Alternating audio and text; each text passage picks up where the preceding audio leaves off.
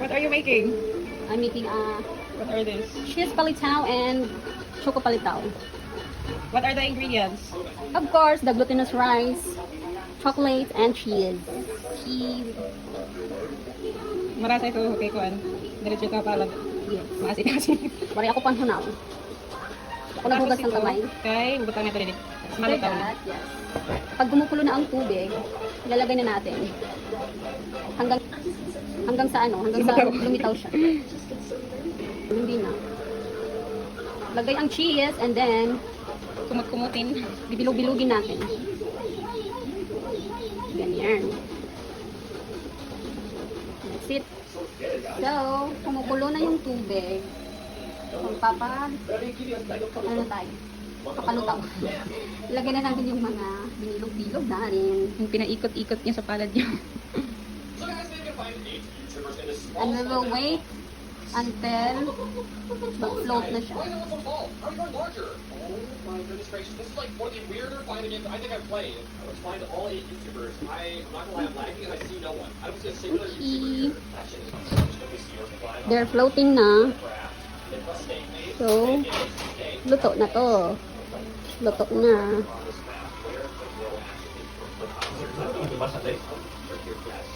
Kurot. Kurot. So, this is the final look. Final look. I put the toppings, Milo and milk. So let's taste it. Okay, let's taste it. Let's taste it.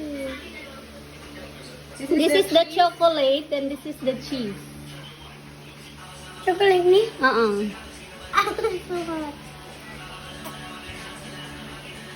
Let's try.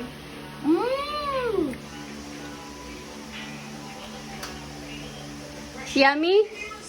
Ha? And then the full. Ma, fork, sauce. Ayun na, i-fork kay mabukuan na mo, pap. Mag-taste test, gabi yung may. I want to do a spoonful. Yummy?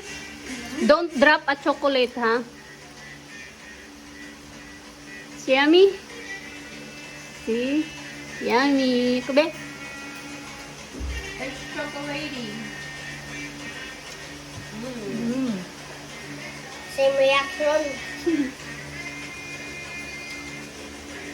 Masarap.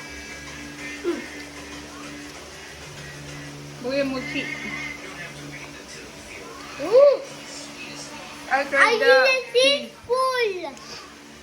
That's hot. Look. I'm gonna do a teaspoon. I'll try the cheese.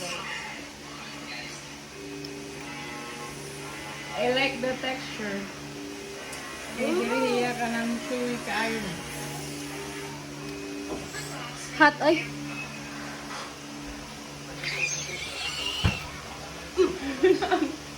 May kumawala. Mm.